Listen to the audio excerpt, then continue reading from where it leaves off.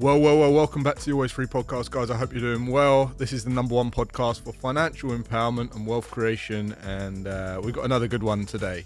Recently, I was on a podcast called Awaken Winning, and it's hosted by a guy called Kaylor Betts. And Kaylor Betts and my values very much aligned. He very much is trying to help people break from societal conditioning, develop mental resilience, and really just live authentically, aligning your actions with your personal values and achieving the success that you want in life. And when we had a conversation, it just went so, like, the hour just flew by. And we thought it'd be a great idea just to get him on my podcast, just so we could have a conversation here for the listeners of this podcast. So if you like this podcast, I think you're going to like this conversation. And welcome Kaylor Betts. Kaylor, welcome to Always Free. Thanks for coming on. Yeah, thanks for having me, man. It's an honor. Yeah, so it's a real pleasure. We had such a great conversation when I came onto your podcast. I think there was probably another 2, 3, 4, maybe 10 podcasts off of the back of that, you know? Yeah, it was such a good one, man. And we got really good feedback. And we haven't done too many shows on, the financial side of things and investing and whatnot. So we couldn't have had a better person to come on and break it down and drop in with me on all things investing and creating financial freedom. I appreciate that. I think the reason that conversation seemed to flow so seamlessly, I guess, is because we do share a lot of similar values. And before one of the things that I've heard you talk about before is this idea of mental wealth, like mental health, mental wealth. And it's, it really resonates with me.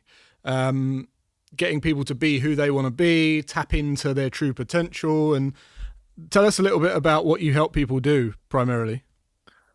Yeah, I mean, we help people build businesses and lives that actually set them free. And I think that, everyone's out there looking for the strategy of how to generate revenue, how to build a business online, and, how to actually execute that properly.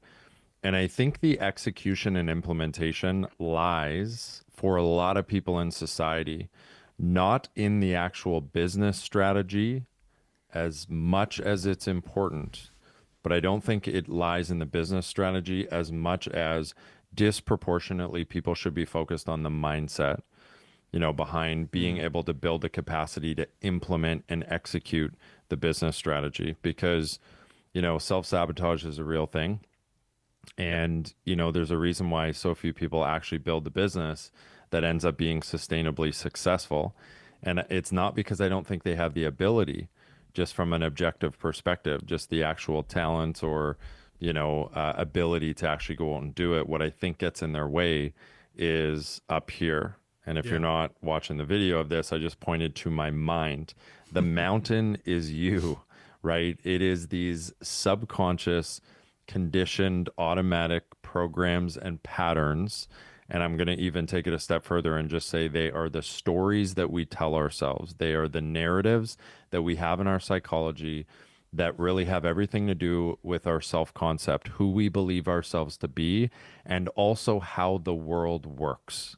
And yes, that comes from our upbringing. It comes from our environment and our experiences and our caregivers. We are observing when we're, in our upbringing, and we're observing the world around us. We're observing our caregivers, what the people around us are saying, and then we adopt these beliefs. And as Peter Crone says, he says a line that I love. He says, we're not living out our lives. We're living out the narratives in our minds. Yeah. And I think so many people have these narratives in their minds that really don't serve them. And I think we always revert back to validating our internal beliefs, because that's how the subconscious works. So if you have the narrative in your mind, let's just go with some common ones.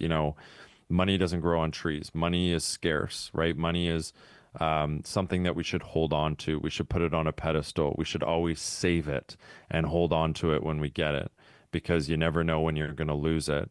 Or if we talk more about the self-concept, I think that the thermostat analogy is a real thing, meaning whatever your thermostat is set at in terms of what you believe that your earning potential is, that's eventually the reality in which you are going to create in your life. So if all you've ever known, because of your caregivers, because of your upbringing, if all you've ever known is that you're going to be an $80,000 a year earner because that's what your caregivers, that's what your parents made, that's what the people around you make, the people you hang out with, if that's just the reality that you live in this relative world, well, then you're going to think, well, I'm a chip off the old block. That's where I deserve to be. And you're not even going to expand the idea of what you think is possible.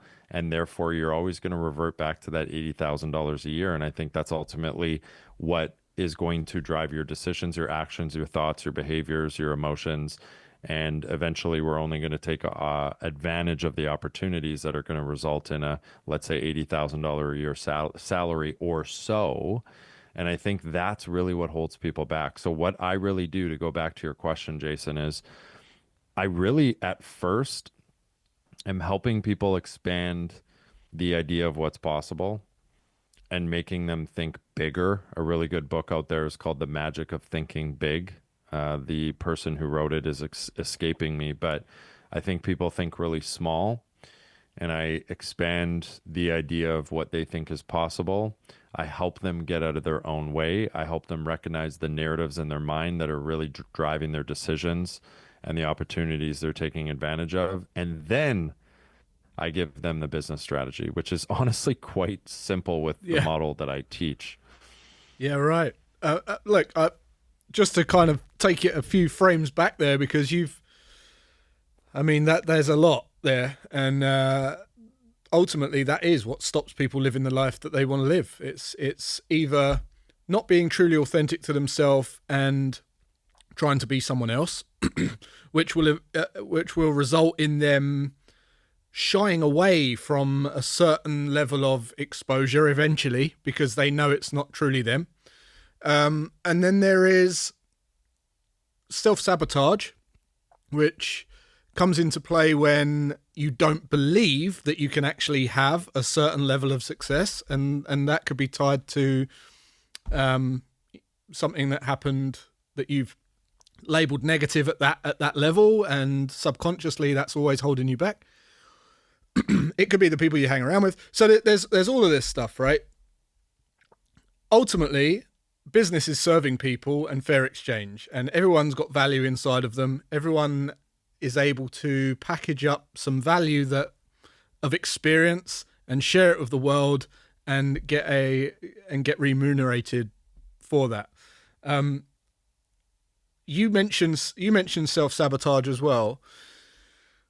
There's also imposter syndrome. And I think imposter syndrome creeps up when you're not being true to yourself as well. And all of these things, you must come up against it all the time. You're a business coach. How do you start unpacking it? Like, where do you begin with? Because I get so many people say, "Oh, I'd love to even do a podcast, but I don't feel like I've got anything interesting. I'm not interesting." That's what they say. I'm not an interesting person. They label themselves that. Where do you start with that type of perception in someone? I really think that, there's many steps, but I'm going to go back to, I think, the first initial step that is so important. And I'm not just saying this because I'm biased. I'm not just saying this because it's convenient and that I have a vested interest in saying this because of what I do. I'm saying this because this is the first thing that I did. What I did in the very beginning was I found someone who was doing what I wanted to do. I found someone that I would trade places with. I found someone who had built the business and the life that I truly wanted. And I did whatever I could. In this case, it was pay them money, okay, because I invested in their training because they happened to sell the blueprint that they had gone through. But I also actually flew across the world to Bali to actually be closer to him. Okay, now I didn't tell him that's why I was flying to Bali. I kind of just said, "Oh, I happen to be coming to Bali, let me know if you want to go for dinner or whatever." But I got closer to him so I could see how he lived, so I could see how he spoke, so I could see how he carried himself, so I could see how he made decisions. And then I also signed up for his program. But to me, what I was really doing, honestly, is borrowing his confidence. I really think that's what you're doing when you sign up with a mentor, maybe disproportionately more than any other thing, is to actually, because we don't have a whole lot of belief in ourselves in the beginning, because guess what? And I have a very different take on imposter syndrome. I like to actually tell people you are an imposter in the beginning. and it's totally fine. You're just not good enough. Like, Jason, let's say you're a cop and you go through all the training, you pass the tests, and all of a sudden you're technically a cop, okay? But you're not really a cop yet, okay? That first day on the job, when you have the senior officer that you're shadowing and you're around and you have the gun in your pocket and the uniform on, you're not really a cop, right? You haven't really earned the ability to say, I'm a real cop. So you kind of are an imposter, right? Yeah, And you're right. going to feel like an imposter. And guess what? That's okay. You don't got to be great to start. You got to start to be great. So for me, I tell people in the beginning when they're experiencing imposter syndrome, just say, just embrace it. And you're here. I believe in you because I've seen so many people who are in the exact same position as you who actually end up making it by just following and doing what's required. Mm. And it's okay. Just say, yeah, I'm an imposter, but like, I know I can do this. I believe that on a long enough time horizon, if I do what's required, that I can get there. And if you don't have a whole lot of belief in yourself, borrow it from the person that is teaching you how to actually do it. And there was also a community that I joined as well too, which really helped. They gave me some confidence also. And then I think the next step is to just understand that it's tolerable steps.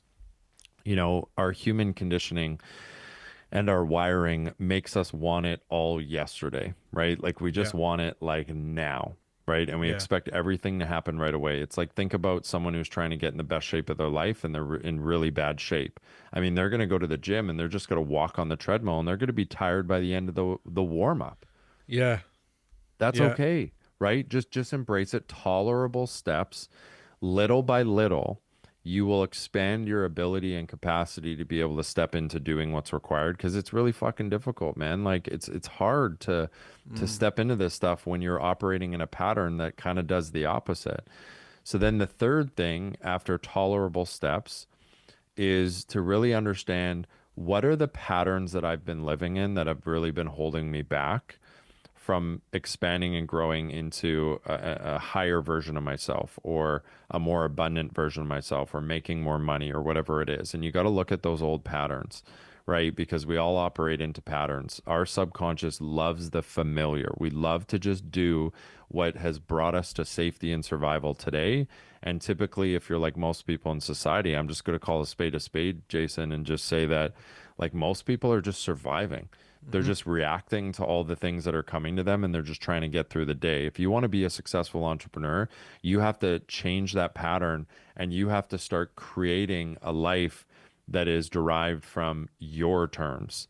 And you have to start making shit happen. And that's going to be something that interrupts the pattern. It's going to feel unfamiliar. You're going to feel naked and vulnerable. You're going to feel like you're naked in front of a million people. Mm. And that's why a coach and a mentor is really good. And a blueprint is really good because you can just follow it. You can put your head down. And then we really just understand what are those old patterns that are holding us back and how do we interrupt the pattern and just keep going. You know, you just have to have courage because it is going to be something that you fear doing these things that are required to get to the place that you want to be.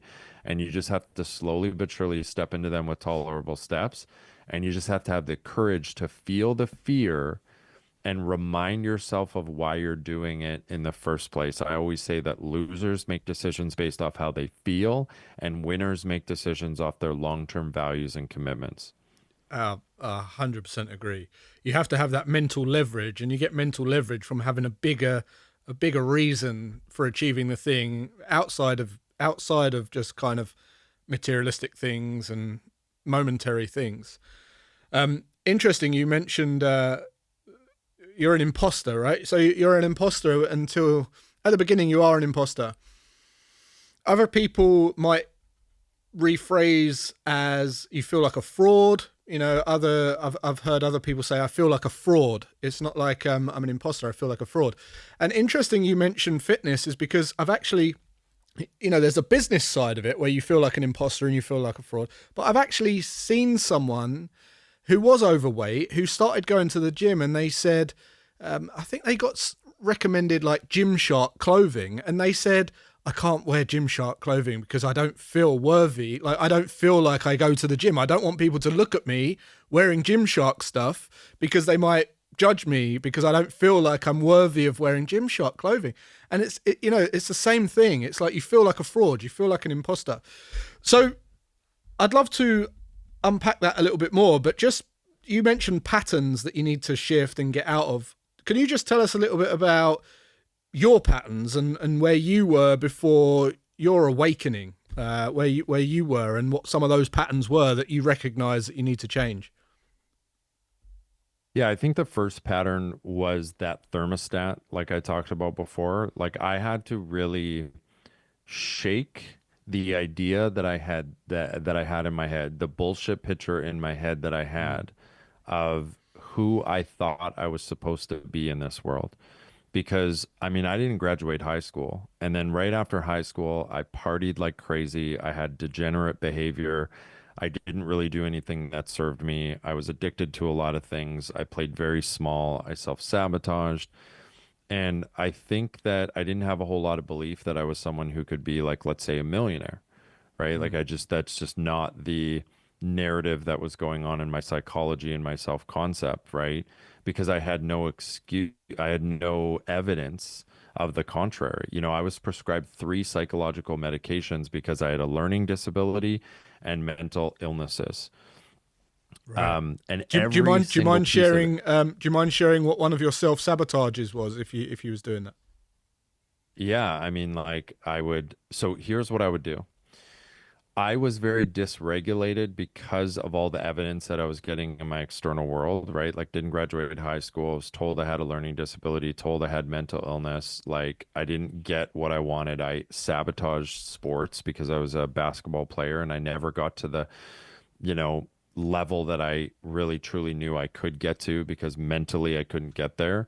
So, like, I just had nothing but evidence of the opposite of someone who goes out and is successful and creates abundance. So what I had to do was because of that, I felt very dysregulated. I had a lot of anxiety and depression. So we live in a world now, Jason, where our conditioning is that if we're dysregulated, and what I mean is like it's the anxiety, the fear, the insecurities, the self-doubt, the depression, all of those things. And I was even experiencing panic attacks as well too. That's dysregulation. Your whole body's dysregulated. Your nervous system, your hormones, your psychology, completely dysregulated. We live in a world now, Jason, for the first time in human history, where at our fingertips, we can go reach for things that regulate us temporarily in the moment at the snap of a finger, like sex, drugs, and rock and roll, right? Like it's the booze, it's the gambling, it's the porn, it's the weed, it's the the food, right? The shopping, the spending impulsively.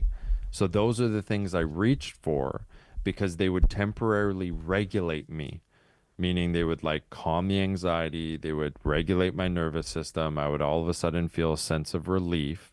But what I ended up finding out, Jason, was that all of those things are immediate return activities and they would delay my anxiety and depression and dysregulation and then they would amplify it. Yeah.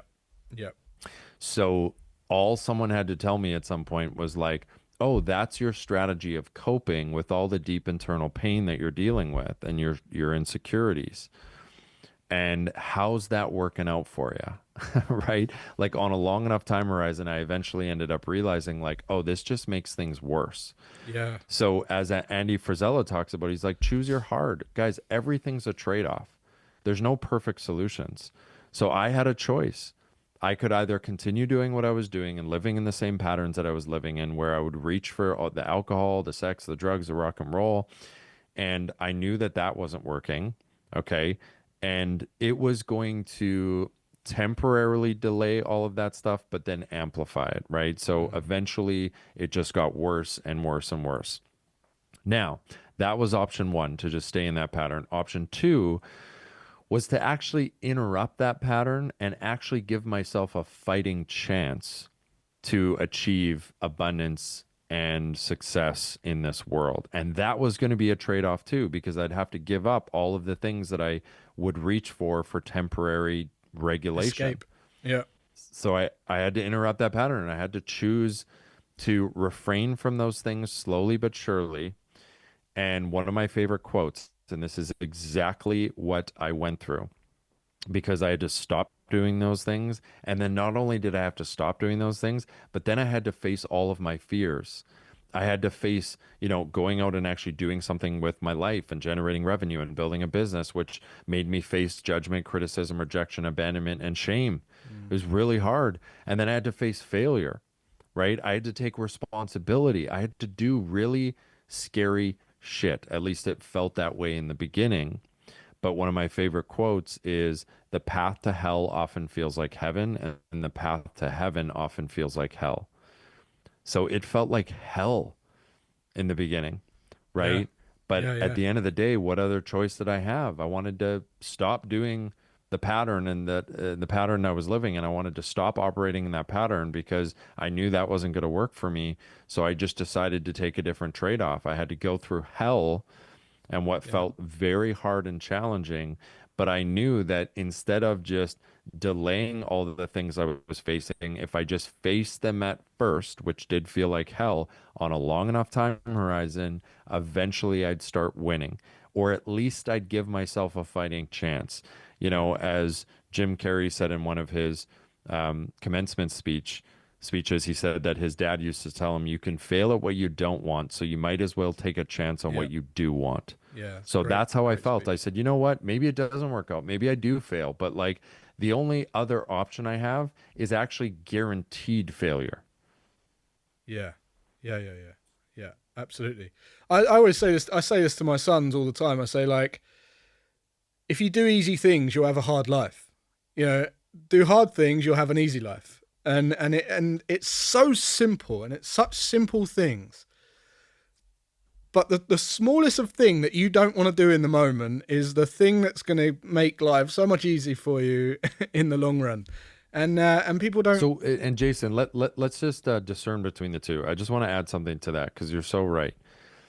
Look at it let's separate it into immediate return activities and delayed return activities.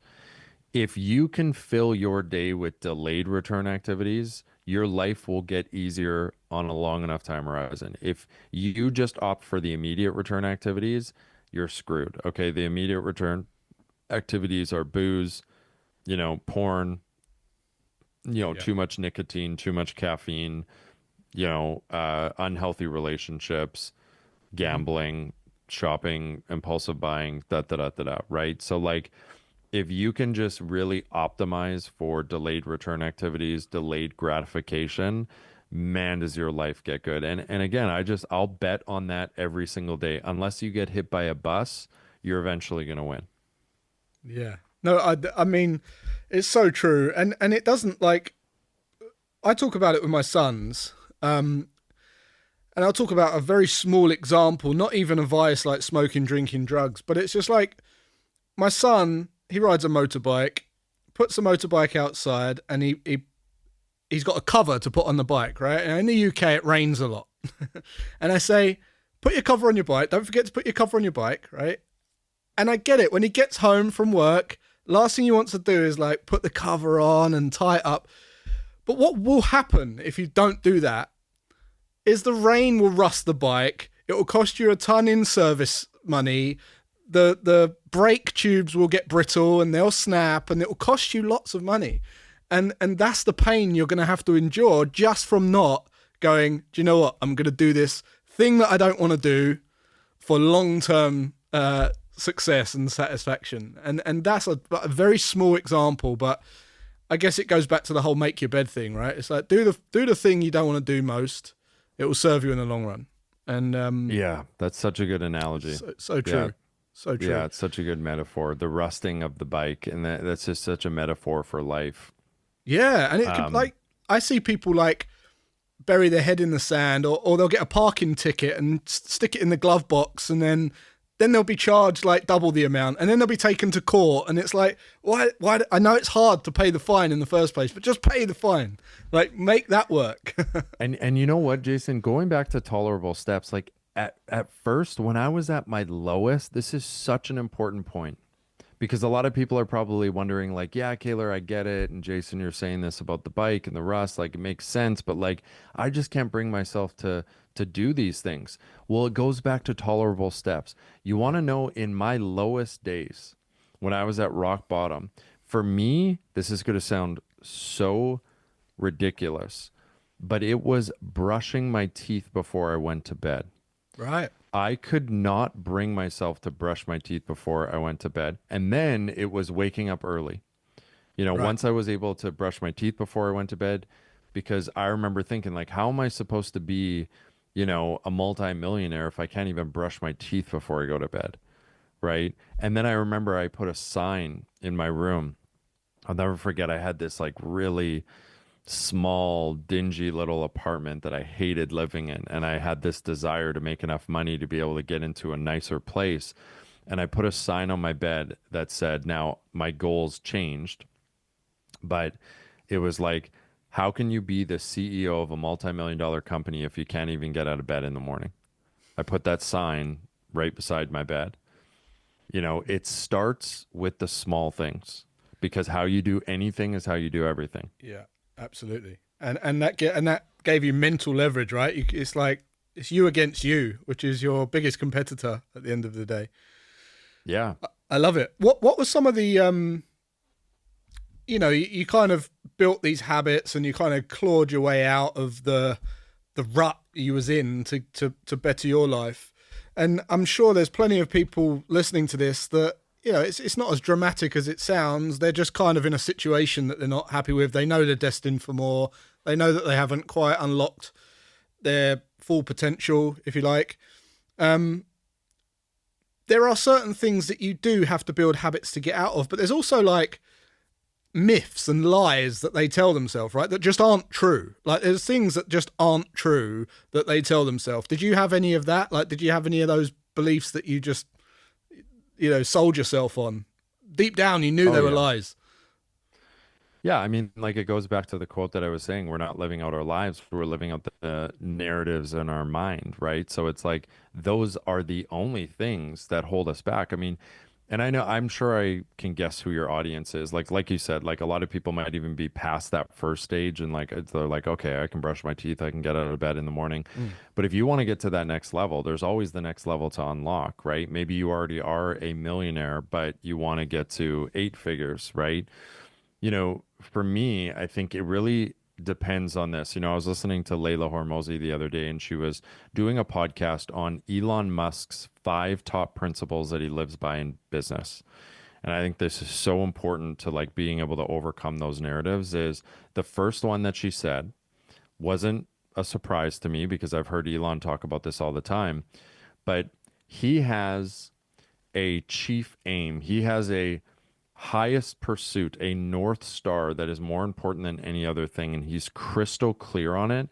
And he makes every single decision based on whether it brings him closer to this North Star or farther away. And his North Star, it should come as no surprise, is to colonize Mars. Yeah. So in all his companies, he has a rule that when they're faced with a decision, all they ask themselves is, does this bring us closer to colonizing Mars or not? Even Starlink, all of Starlink's profits get reinvested into SpaceX that help fund getting them to Mars.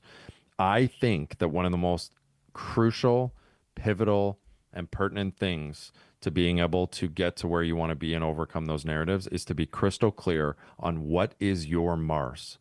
What is your Mars? What is the thing that you are optimizing for more than any other thing? What is your mission? What's your North Star? And you need to make sure that in every moment, the only question when you make decisions is, does this bring me closer to my Mars or does it distract me farther away from it? And then what will happen, Jason, is when you're faced with that decision, when you have it really crystal clear what your North Star is, then you can just know very easily what decision you should make. And as soon as you know what decision you should make because it brings you closer to your Mars, then the narrative comes into play.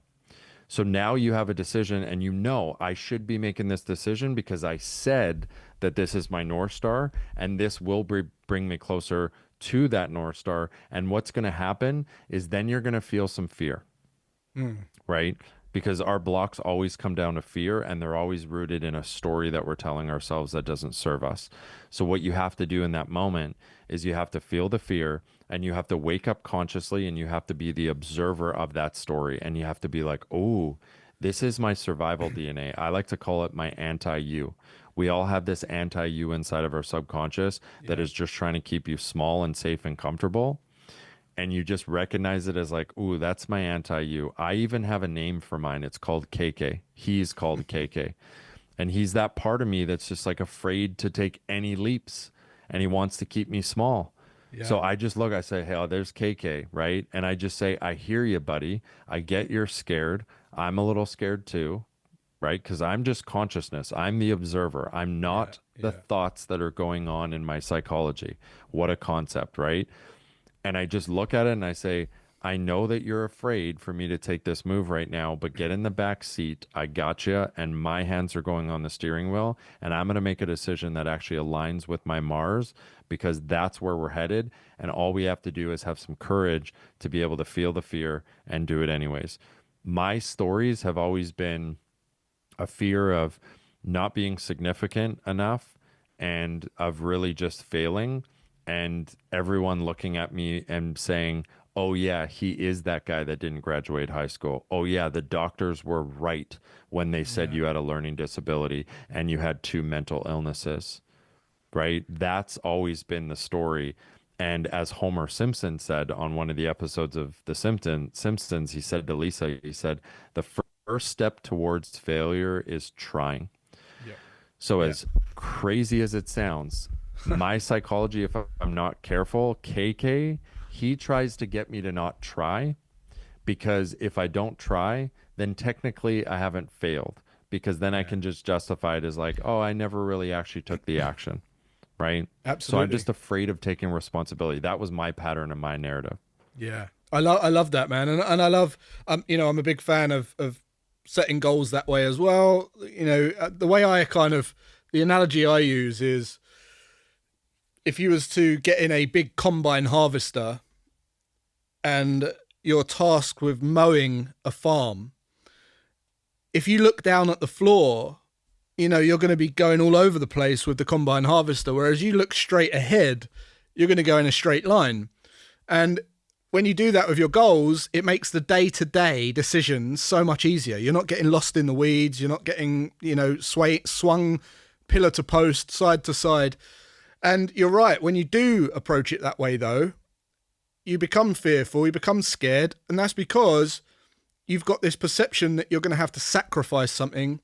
Because the truth is, we can't build without destroying. We can't grow without breaking something. We can't reach a goal without losing something or sacrificing something. We just can't do that. So the pain of the sacrifice and the pain of the perceived loss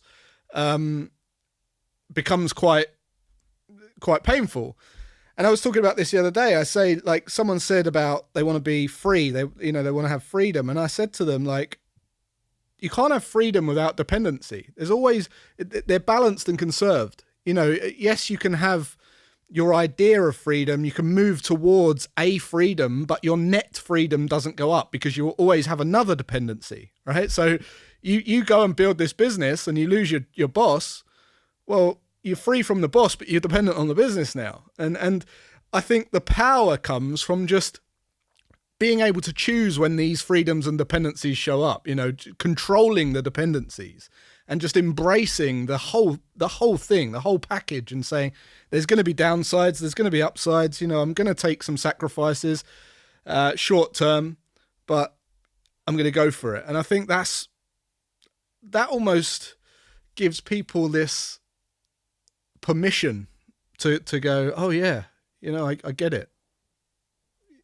Yeah, I love that. And I think it's all about perspective, like again, you can fail at what you don't want. In fact, if you go after what you don't want, that's maybe the only path to solidify and to ensure failure.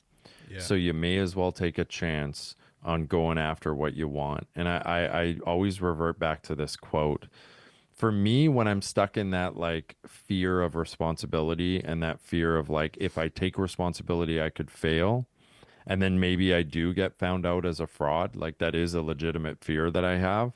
I just think of the quote, "We are ghosts driving a meat-covered skeleton made from stardust, riding a rock floating through space. Fear nothing and just make shit happen." Like if you have you ever Love seen that. Jason, have you ever seen that like meme that goes around on social media and it's like the whole galaxy. It's this picture of the whole galaxy Yeah. zoomed out and then it's this arrow that points down and it's like here you are Yeah. paying taxes and fearing and living in fear, right?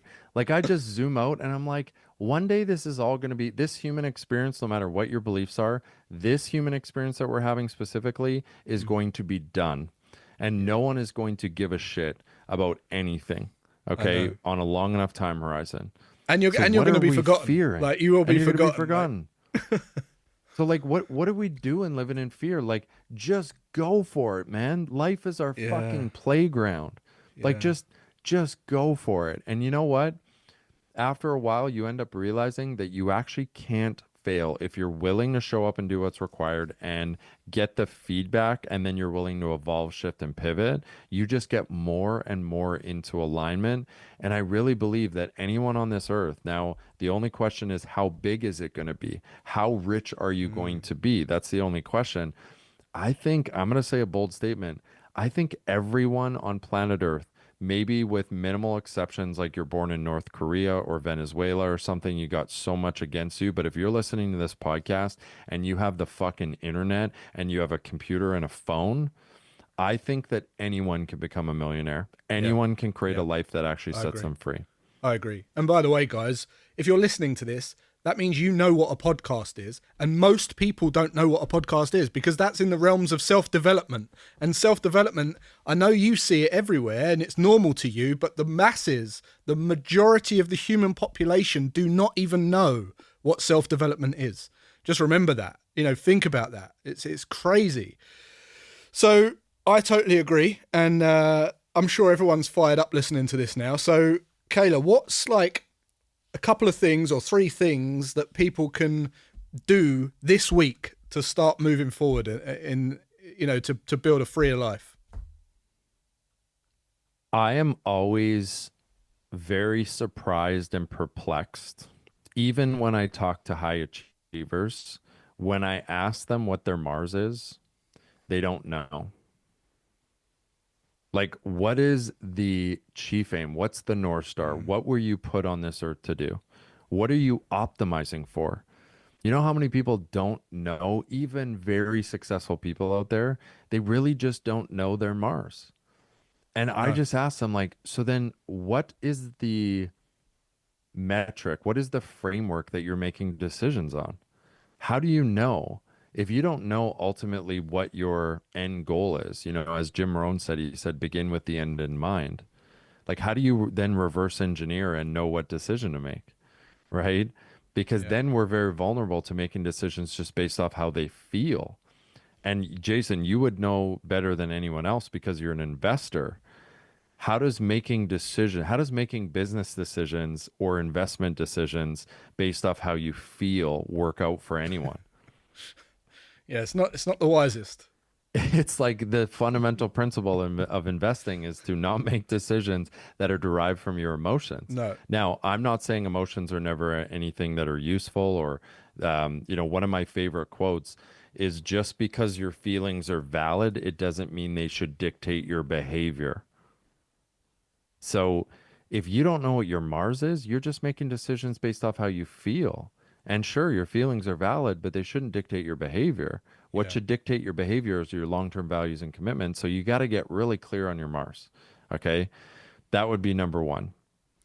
And I would say the way you can do that is just get clear, like ask yourself questions like, what lights you up? What would you choose to do if money was no object? What do you spend most of your disposable income on? Or if you won the lottery, what would you spend? What would you buy first? If I ask your friends what you like, what you're known for, what would they tell me? What would they say? Look through your camera roll on your phone, and is there a theme in what you choose to take photos of? There's going to be a pattern there, and it's all going to line up, and there's going to be something where you are here to serve people in that niche, that genre, that area of life. And So exactly what you're saying, Jason, is so this is actually when we want to tap into our emotions because the more emotion evoking your Mars is, the better. Because here's the deal. We have to, when we're in pursuit of our Mars, we're going to face a lot of adversity. And the only thing that's going to get you through is a deep emotion evoking reason why you're doing it. So your Mars typically has to do with other people and being of use to the world, your community, or your family, or everything. So even let's look at Elon's, right? Why does he want to colonize Mars? To literally save humanity. yeah, yeah, Like doesn't get bigger than Elon that. believes. And look, some people don't like Elon and think that Yeah, he's a globalist show with a nefarious agenda behind the scenes. I haven't seen any evidence of that. He's been incredibly consistent. I'm an Elon fan of most of what he's doing. I believe the guy that he genuinely thinks that there's an existential threat at some point coming. And I believe that the reason why he wants to get to Mars is because he wants to save humanity, right? So I think that's just his thing. So it's like if you're struggling with your Mars, just like Jason said, like tap into the emotion of like, why were you put on this earth? How can you be of the most use? How can you serve other people? Right? That's typically where your Mars lies and in the biggest way. And think bigger. Whatever it is, think bigger because I promise you, well, I don't promise you, but most people, the majority of people largely are probably thinking too small. Make your aim really high. And also remember, it can change. Like it doesn't have to be written in stone, but we have to have some sort of direction of where we're going. Just like you said with the tractor, it's like if you're looking at the ground the whole time, you're going to go in circles. But yeah, if you actually are looking at the horizon and you understand where you need to end up to, you're going to drive in a straight line. absolutely. So, what's a small shift that people could, in your opinion, what would be a small thing, a small shift that people could make that would make the biggest difference over time? That's a good question. I'm actually gonna say, I mean, there's a lot of things that come to mind. I'm gonna actually say this is gonna sound counterintuitive because we just talked about the biggest thing. And by the way, I should have said a quote that Warren Buffett said. He said, I'm convinced that the thing that all successful people have is focus. And he defines focus as the ability to say no to everything Yeah, except for the thing that matters the most. yeah. So that's the Mars. But I'm actually going to now say with your little shift, I'm going to actually say the exact opposite. I'm going to say that particularly successful people are very vulnerable to this. I actually recommend looking at how you do the little things. Mm. I'm talking about when you walk into your elevator in the morning and the old lady is in the corner, how do you treat her? Are you engaging with her or are you going right to your phone and putting your head down? What about when you get into the Uber? You know, I had this unbelievable conversation with an Uber driver the other day, and I ended up realizing that this guy is a multi millionaire who was a little bit bored in retirement and just wanted to do Uber, not because he has to, that's for sure, but he just wanted to connect with people. And we ended up having the most incredible conversation. And, you know, I'm guilty of getting into Uber sometimes and underestimating them. But I think that we have something to learn from every single person that we come across. And to go back to the little old lady on the elevator, I just kind of think that what are we doing here? We had a 1 in 400 trillion chance of being born. That's what, you know, scholars have Yeah. really come up with in terms of the odds that we had to be and be great to be lucky enough to have this human experience. 1 in 400 trillion. And then I can't even imagine the odds of being born in this time frame, which is the most abundant, opportunistic, safest, healthiest time in human history. We were born in the West or in a country that's safe, right? Like we got like to say we won the lottery is an understatement. Mm. Okay. And what are we doing here in this human experience if we're so busy getting caught up in just our emails and our text messages and social media and going down another rabbit hole and whatnot? If we can't even be present on the elevator when we walk in and smile at the little old lady and say, "Hi, how's your day going?" And just see what that little old lady has to say. And I think there's magic in moments like this. And it's not just the little old lady on the elevator, it's also the barista that hands you your coffee. It's also when you go to the gym, striking up at least one conversation with someone throughout the entirety of your workout. It's also how do you walk into a room? Is your chest high or is your shoulders back? Do you have a smile on your face? Are you present? Right? Like it's just stuff like that I think that particularly people who start to do well financially, sometimes they let those things slip away. And I think that might even be the spice of life. Yeah, I agree. I agree, man. I don't know. There was somewhere in my life where I must have subconsciously started to change the way that I walk into a room or whatever. But I've lost count of the amount of people who have told me that there is an energy, and they feel it. And I'm not being big headed. I've actually had that feedback from people, and it can only be because of the way you hold yourself and the way that you smile and the way that you're positive and you give off an energy. I'm not trying to do that. I'm just showing up differently. And as a result, you attract lots of opportunity. You magnetize opportunity. And I can't quantify it. I can't explain it, but I promise you that what Kaylor's saying is absolutely true. And Well, I think what it is, Jason, is that people get, in my opinion, people get manifestation wrong. People think that manifestation is we have certain thoughts and then the universe will conspire to give us what we want based off those thoughts.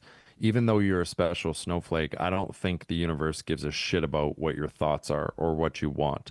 What I think it does is like attracts like. So I do believe in frequency, and I'm not a big woo-woo guy, but I yeah, believe that it's already been proven with quantum physics that yeah, we operate in some sort of frequency. So if you want to be the eight-figure entrepreneur or investor, well, guess what?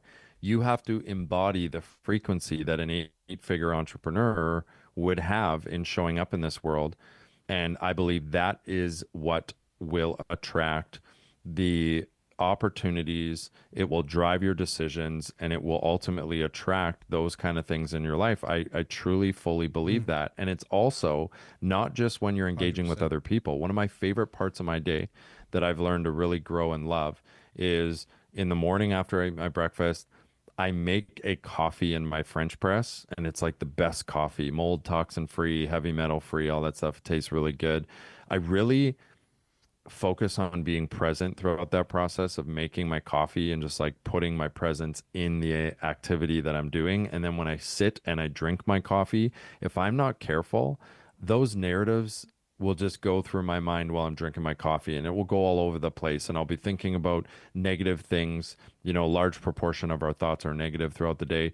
And what I do is I just catch myself and I'm just really present, and it's like a meditative practice for me to just enjoy every single sip of coffee, because I end up realizing that one day I'm going to be 99 years old and I'm going to be on my deathbed, and I'm going to realize that very quickly and very soon, I'm not going to have another chance to be making my coffee and be sipping on it and just be present and just enjoy and have so much gratitude for where I'm at in my life, whether things are going well or not. And I think those are the kind of things that we're going to end up regretting if we don't really dial those in and really take advantage of them. Amazing, man. I love it. Again, this hour's just gone, and another one in the can, man. I'm excited to get this out to people. I know there'll be a lot of people fired up listening to this. Before I close this out, we're going to include all the links below this podcast, but just let people know where they can find more about you. Yeah, I mean, like if you enjoyed this, you can go over to the Awake and Winning podcast. You can listen to my episode with Jason. I forget what episode it was, but it was one of the more recent ones, and maybe I'll actually find out which one it was so people can listen to it. Because, dude, I remember leaving that conversation and being like, holy shit, that was really powerful. So it was Same. episode 421. Episode 421. So you can go over to the podcast. If you want to go over to my social media, you can go to at the Kaylor Betts on Instagram. That's Taylor with a K, KaylorBetts. You can search me on Instagram. I do like to speak out about some of the lies that were being sold in our society that I think keeps us fat, weak, sick, tired, and broke. So I'm pretty outspoken on my Instagram. So you're either going to love it or hate it. I love it. I love it, man. And I highly recommend you do go and check out Kaylor. If you like this podcast and you resonate with what I've been talking about and yapping about for the last few years, then you'll like Kaylor as well. And man, that was powerful. What I love about Kaylor's journey is that it proves that freedom starts in the mind. You know, that's really all we've spoken about. We've given you no strategies for business. You don't get the mind right, you will never be free. And wealth isn't just about money. It's about being who you want to be every day. That's really what it is. So if you felt this, let me know. Reach out to Kaylor as well and share it with someone who needs to hear it. You know, remember, you don't need permission to be free, ever. It's in you. So I hope you've enjoyed that, guys. And until next time, have a great rest of your day and weekend. And I'll see you then.